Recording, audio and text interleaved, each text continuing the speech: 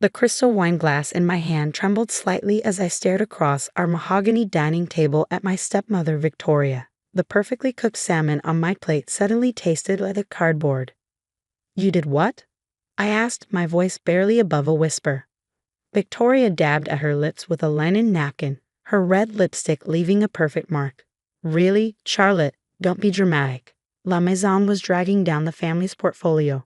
I found buyers who'll probably turn it into one of those trendy fusion places." She waved her hand dismissively. "They're paying well above market value." My name is Charlotte Durant, and at 28, I was watching my stepmother of 3 years casually destroy my mother's legacy. La Maison wasn't just a restaurant, it was my childhood, my heritage, and the last real connection I had to my mother who had passed away 5 years ago. "Dad," I turned to my father, who was suddenly very interested in cutting his salmon into increasingly smaller pieces. "You can't let her do this. Mom built that restaurant from nothing. It's been in our family for 30 years. The decision's made, Charlie," he said softly, still not meeting my eyes. "Victoria's right. The restaurant's profits have been declining. Sometimes we have to make hard business decisions." I felt the familiar anger rise in my chest. Ever since he'd married Victoria, my father had become a shadow of himself, deferring to her on everything from family holidays to business decisions. The successful restaurateur who had supported my mother's dreams was gone, replaced by a man who seemed afraid of his own wife. "Hard business decisions," I repeated, "like selling a property you don't even own."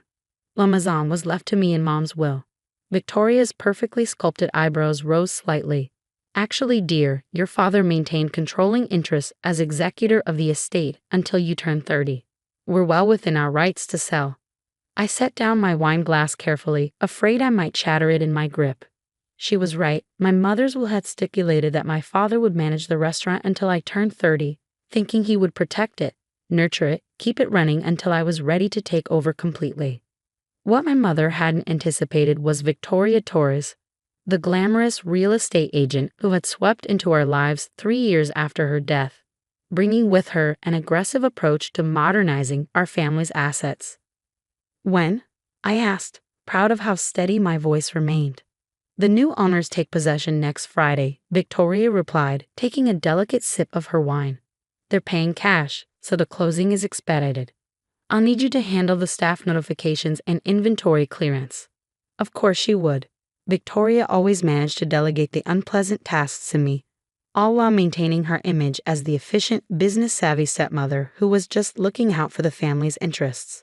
I pushed back my chair and stood up. "If you'll excuse me, I've lost my appetite."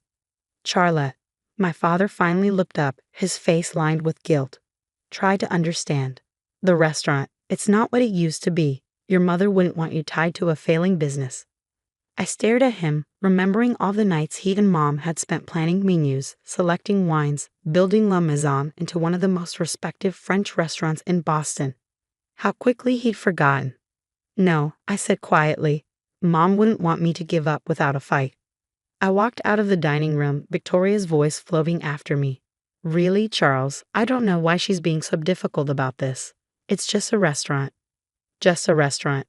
As if La Maison could be reduced to mere brick and mortar, to profit margins and market value.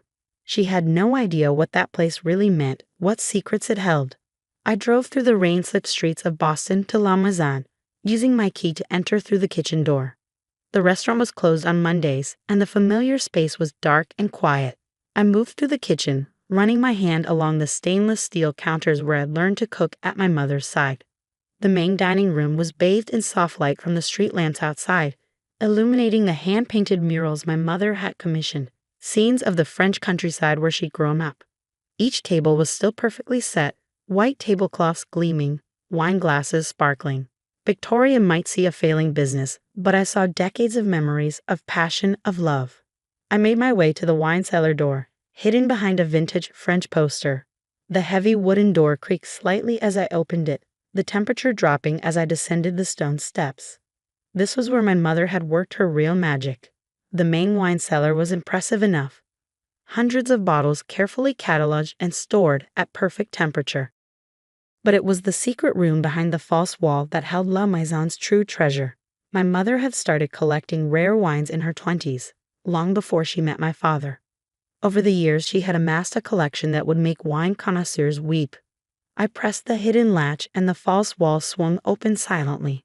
The room beyond was smaller, but every bottle here was worth more than most people made in a year. Chateau Lafayette Rothschild, 1869. Roman et Conti, 1945. Chateau Latour, 1961. My mother had collected them all. The entire collection was worth millions, but its existence was known only to me and Jean Luc, our ancient sommelier who had worked with my mother for decades. We had kept it secret, protected it, waiting for the right moment to reveal its true value. That moment, it seemed, had arrived sooner than expected. I pulled out my phone and dialed a number I'd memorized but never used. After 3 rings, a familiar French-accented voice answered. "Ah, Charlotte, I was wondering when you would call." "Marcus," I said, "I need your help. It's time to make good on that promise you made to my mother." Marcus Durand had been my mother's mentor in her early days as a wine collector. Now he was one of the most respected wine authenticators in the world. "The collection?" he asked. "Is it at risk?" "Victoria's selling the restaurant. We have less than a week." He was quiet for a moment. "I can be there tomorrow morning. Have Jean-Luc prepare the documentation." After hanging up, I sent a text to Jean-Luc. "It's happening. Meet me at the restaurant tomorrow at 8 a.m. Then I sat down on the cool stone floor, surrounded by millions of dollars worth of wine, and finally let myself cry. Not just for the restaurant, but for my mother, for the legacy she'd built, for the father who seemed to have forgotten what any of it meant.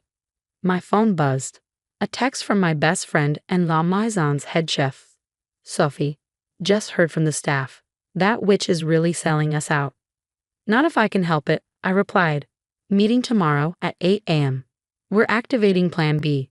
Sophie and I had been preparing for something like this ever since Victoria had started making noise about streamlining the family's assets. We had backups of all the restaurant's records, copies of my mother's original recipes, and most importantly, a list of loyal customers who would be very interested to learn about Victoria's plans. I stood up, brushing off my pants and taking one last look at the hidden wine room. My mother had always said that timing was everything, in cooking, in wine, in life. Victoria thought she was selling a failing restaurant.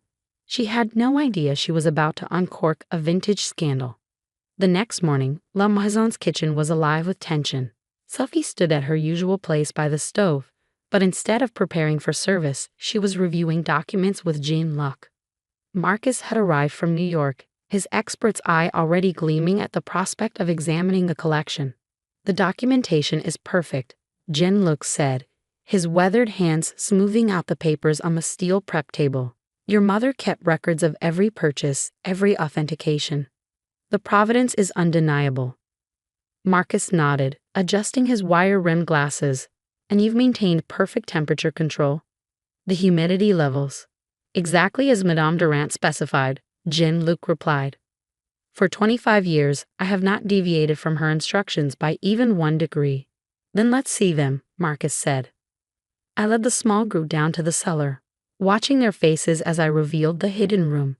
Even Sophie, who had known about its existence, gasped at the sight of so many legendary wines in one place. Marcus moved through the collection with reverence, examining bottles, checking labels, making notes. After an hour, he turned to me with an expression of barely contained excitement. "Charlotte, this is extraordinary. The 1869 Lafayette alone would fetch over $230,000 at auction. The entire collection." He paused, making some quick calculations. "Conservatively, we're looking at $8 to $10 million. Sophie whistled softly. "No wonder your mother kept this secret." "And the buyers Victoria found," I said. "They have no idea this exists." "Impossible," Jean-Luc scoffed. "The false wall does not appear in any building plans. Only those Madame trusted knew of its existence." I smiled grimly. "Perfect. Sophie, is everyone here?" She nodded.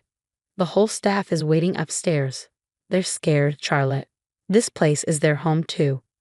We gathered in the main dining room. The servers, line cooks, dishwashers, everyone who had helped make La Maison special. Many had worked here for decades, hired by my mother when the restaurant was just starting out. "I know you're worried," I began, looking at their familiar faces. "But I promise you, La Maison isn't going anywhere. Victoria thinks she's selling a struggling restaurant. What she doesn't know is that we're about to make her an offer she can't legally refuse. I explained the plan, watching hope replace fear in their eyes. By the time I finished, there was a new energy in the room, a sense of purpose. "What do you need us to do?" Maria, our longest-serving server, asked. "For now, business as usual, but be ready. When this breaks, it's going to get complicated." The next few days were a blur of preparation. Marcus worked with an art security firm to document and value every bottle. Jean-Luc compiled years of temperature and humidity logs. Sophie coordinated with our suppliers and regular customers, ensuring everyone was prepared for what was coming. The night before the sale was set to close, I sat in my mother's old office, looking at her photograph on the wall. She was standing in front of La Maison on opening night, young and beautiful and full of dreams. My phone buzzed. Victoria calling for the third time that day. I let it go to voicemail, already knowing what she wanted. She'd been trying to get me to sign some last-minute paperwork, probably trying to legally protect herself. The next morning, I arrived at the restaurant early. Victoria was already there with the buyers, a pair of sleek entrepreneurs in expensive suits who looked like they'd never worked in a kitchen in their lives. "Charlotte," Victoria said with fake warmth. "Good you're here. We just need your signature on a few things before we finish up." I smiled, setting my briefcase on one of the dining tables. "Actually, I have something you all need to see first." The buyers looked confused as Marcus and Jean-Luc entered, carrying stacks of documentation. Victoria's smile faltered slightly. "What's this about?" "We have a closing scheduled." "Yes," I cut her off. "About that. Did you disclose the wine cellar in the sale documents?" She waved dismissively. "Of course. The wine inventory is included." "Not that wine cellar," I said quietly. "The other one." The color drained from her face as I led everyone downstairs. The buyers' expressions changed from annoyance to amazement as the hidden room was revealed. Marcus began his presentation, discussing the value and rarity of each bottle. "This collection," he concluded, "represents one of the finest private wine collections in the world. Its total value exceeds $9 million. Victoria's perfectly manicured hands were shaking. "This is ridiculous." Charles never mentioned. "Because he didn't know," I said. "Mom kept this separate from the family assets. It belongs solely to me, as specified in a separate trust document."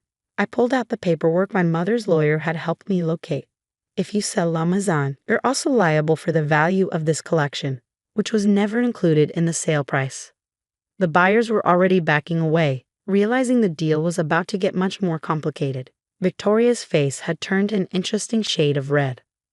"You planned this," she hissed. "You let me arrange this sale knowing you had no right to sell my mother's restaurant in the first place?" I finished. "Yes, I did.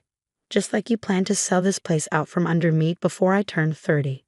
My father chose that moment to appear at the cellar entrance, his face a mix of shock and something else. Was it pride? "Charlie," he said softly, "the collection, your mother never told me." "She wanted to protect it," I replied. "She wanted to make sure I would always have a choice about my future, that I couldn't be forced to give up her dream." Victoria turned to him, ready to launch into one of her manipulative speeches, but he held up his hand. "No, Victoria. Enough." He looked around the cellar, then at me, really seeing me for the first time in years. "The sale is off. La Maison stays in the family, just like Catherine wanted." The next few weeks were a whirlwind of change. Victoria moved out, unable to face the embarrassment of her failed scheme. My father, as if waking from a long sleep, began spending time at the restaurant again, rekindling his love for the business he and my mother had built together. La Maison's wine collection, now properly valued and insured, became the talk of the culinary world. Wine enthusiasts and collectors began making reservations months in advance, hoping to sample rare vintages that we carefully released from the collection. One evening, as I sat at the bar after closing, Sophie brought out a bottle from the secret cellar, a 1982 Bordeaux that had been my mother's favorite. "Your mom would be proud," she said, pouring 2 glasses, "not just of saving the restaurant, but of how you did it. You protected her legacy while creating your own." I took a sip, letting the complex flavors remind me of all the wine tastings my mother had hosted, all the knowledge she'd passed down. "You know what's funny?" I said. Victoria thought she was so clever, trying to sell a failing restaurant. She never understood that the real value of this place isn't in the building or even in the wine. It's in the memories, the passion, the love that goes into every meal and every bottle we serve. My father joined us, looking more like his old self than he had in years. Your mother used to say that a great restaurant was like a great wine. It gets better with age, but only if you respect its history while allowing it to evolve. He raised his glass. To Catherine, who knew exactly what she was doing when she created that secret cellar. And to you, Charlie, for being every bit as clever and determined as she was. As we toasted, I looked around at the restaurant, at the staff cleaning up, at the paintings on the walls, at the warmth and character that no trendy fusion place could ever replicate. Victoria had tried to reduce it all to numbers on a spreadsheet, but she had failed to understand the most important lesson my mother ever taught me. Some things are worth more than money. Some things can't be bought or sold. Some things, like love and legacy and the perfect glass of wine, only grow more valuable with time. La Maison didn't just survive, it thrived. We maintained our traditional French cuisine while carefully innovating, just as my mother would have wanted. The secret wine cellar became a legend in culinary circles, with select bottles occasionally offered for truly special occasions. Victoria, I heard, had moved to Miami and was trying to rebuild her real estate career. My father found his passion for the restaurant business again, mentoring young chefs and sharing stories about the early days with Mom. And me, I stood at the helm of La Maison, honoring my mother's legacy while creating my own. Every night, as I walked through the dining room, greeting guests and suggesting wine pairings, I felt her presence, not as a ghost, but as an inspiration. Because in the end, she had given me more than a restaurant or a priceless wine collection. She had given me the tools to fight for what mattered, the wisdom to wait for the right moment, and the confidence to know that sometimes the best revenge is simply proving them wrong.